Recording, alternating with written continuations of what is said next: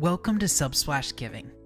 In this video, we're going to give you a quick overview of the Subsplash Giving dashboard, which is your go-to place for managing anything related to your Subsplash Giving or payment accounts. We're going to focus on the need-to-knows here in this video, so if you have any questions I don't answer here today, by all means, feel free to reach out to us at support.subsplash.com, or simply select the help icon here on the left-hand side of your dashboard. From there, you'll be able to browse a catalog of articles including frequently asked questions, how-to tutorials, videos, as well as the ability to reach out to our support team directly. But let's get started. Under the Giving drop-down menu, you're going to find pages that are specific to giving in particular. The Gifts page shows any and all transactions that have taken place on your giving account. From this page, you'll see a list of chronological transactions dating all the way back to your very first transaction with Subsplash Giving. From here, you'll be able to export based on a custom date range of your choice, search a transaction by name, ID, or fund, or even manage a specific gift. Once you click on the gift, you'll be taken to the gift details page. And from here, you'll find some additional information related to your gift, as well as the ability to contact the donor or issue a refund. For questions regarding processing rates on Subsplash Giving, simply navigate to our Help Center and search Processing Fees. Navigating back to the Gifts page, it's important to take note of the status symbol associated with each of your gifts. You're going to see a few different statuses depending on the gift, the most common being Transfer Scheduled. This simply means that the gift has fully processed, but is waiting for the next scheduled transfer to your bank account. By default, these transfers are going to be batched on Monday and deposited in your bank account on Wednesday. Once your gift is transferred to your bank account, the status icon will simply drop off. Another common status is ACH Pending, which refers to a gift that is given directly from a donor's bank account. These gifts tend to process anywhere between 1 to 3 business days, and sometimes longer depending on the donor's bank account or holiday schedules.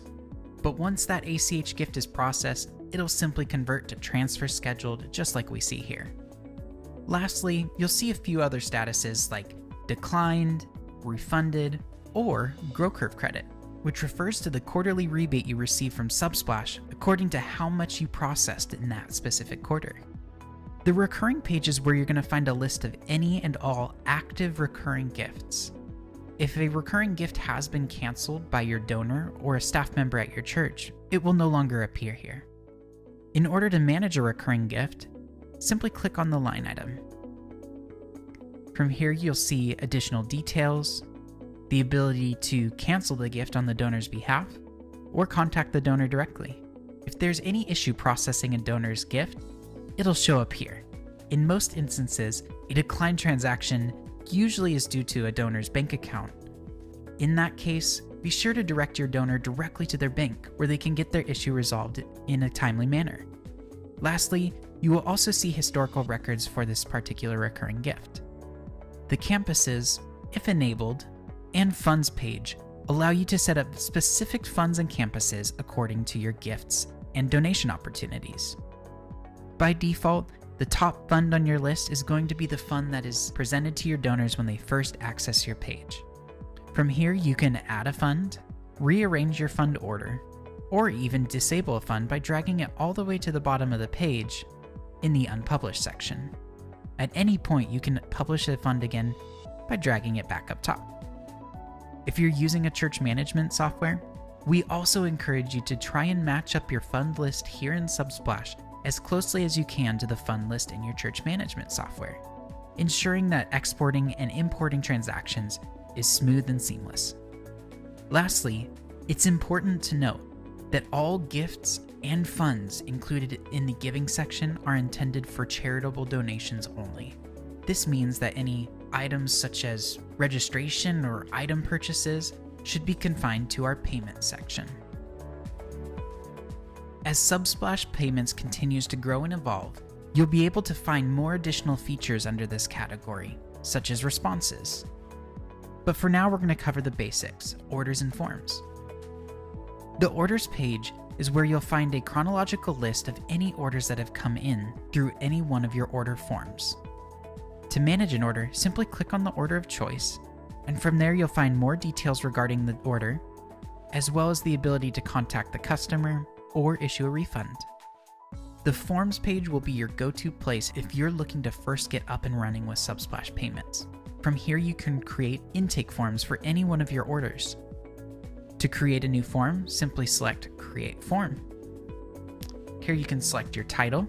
I'm going to do VBS Registration. You can provide additional information such as subtitle or description, as well as the price. You'll see a list of a few of our upcoming features below. Once you're done, you can hit Save to save your form as a draft, or hit Publish to set it live. Once you're ready to share that form with your customers, simply select Copy and send them the link. Navigating back to the Forms page, we'll now see our VBS registration form here in the Active section. It's important to note you can take additional actions on a form by selecting the 3 dots on the right, where you can directly copy the link, publish or unpublish, or even archive the form. All archived forms can be found at the bottom of your page and are available to reactivate if needed. The Donors page is going to be a complete list of any donors that are associated to your account. In order to manage a donor, simply search the name and select the line item. From here, you'll have a few extra details regarding that donor and some fields that you can update, like the donor's name, an organization member ID, in case you use envelope numbers or some sort of ID system outside of Subsplash Giving, or their address. Additionally, you'll find a complete list of any transactions that the donor has submitted. At the bottom of the page, you'll also find the ability to view and manage any statements that are specific to that donor. We'll go into more detail with statements in a second. The Transfers page is your go-to place for updating any of your bookkeeping records. First, you'll be able to edit your bank account up here at the top. Simply select Edit, plug in your new details, and an email will automatically be sent to your account owner to verify the change. It's important to note, if you request a bank account change, please be sure to reach out and let us know so that we can verify your bank account is set up properly and ready to receive new funds. You can do that by simply selecting the Help icon on the left-hand side of the page. Below the bank account details, you'll find 2 transfer reports. First is your pending transfers. In order to view more details, simply click on that item. Here you'll find a complete list of all transactions awaiting transfer to your bank account.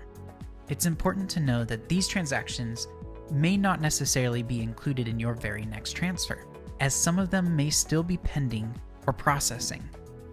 For that reason, we recommend not using this data to populate your books. Instead, navigating back to the Transfers page, we recommend using any of your past transfer reports, as this communicates what has actually been transferred to your bank account. In order to take a look at a report, I'm going to click here on this 823 report. Now, this is a demo account, so we're not seeing a complete page as to records and gifts that were included in this transfer. However, the layout still remains the same. From here, you'll have the ability to export these transactions so that you may import them into any third-party system you may be using. You'll see a detail of the total transfer, a summary of the fees, and a list of all of your orders and gifts that were included in that transfer. Now, if you're new to a system like Subsplash Giving, where transaction fees are taken out prior to the transfer of your funds, then here's a quick tip. We recommend that you report the gross amount of your transfer as income. You will then report the total fee amount as an expense. While this does not represent what shows up on your bank account, this will ensure that every single dollar that is given, taken out, transferred, etc., is accounted for. If you have any questions on transfers or best practices, let us know and we'd be happy to help. The Integrations page is going to be your go-to place for managing any third-party church management systems that you have integrated into our system. Any current integrations we have are provided here, and if you wish to add that system, simply click on the icon and follow the guide provided. If you need any assistance, again, let us know and we'd be happy to help. Once you've linked your integration, simply click on the system of choice, and here you'll be able to manage any and all unsynced transactions. You'll receive a report of any transactions that have yet to be synced, as well as a list of any to-do items in order to ensure that your transactions sync smoothly. We recommend checking this on a weekly basis, as you would your transfers, to make sure everything is operating smoothly. In the settings section, you'll find a few remaining items. Under General, you'll find a catch-all page for any and all settings that have not been addressed thus far.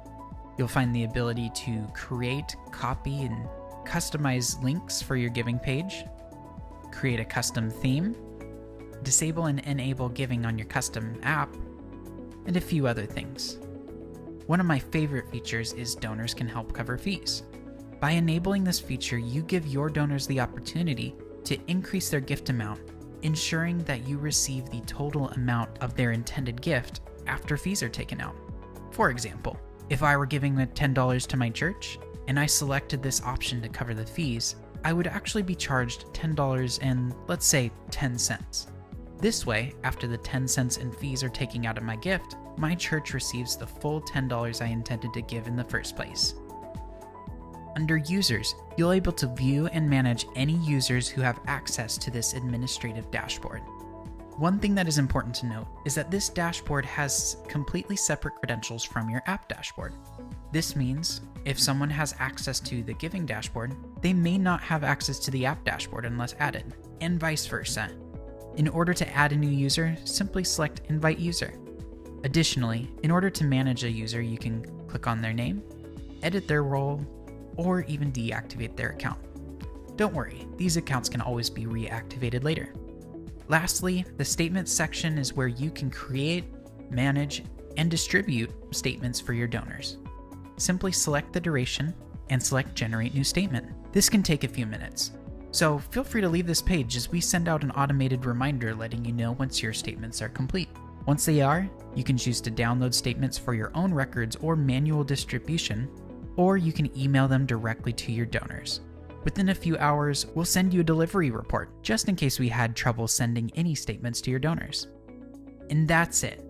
Simply follow the steps on the welcome page to get up and running, checking off each individual step along the way. From here, you'll be able to select a link to your giving page, or even copy the embed code to place it on your website. And with those complete, you'll be up and running in no time. Remember, if you get lost along the way or have any questions, our team of experts are here to help.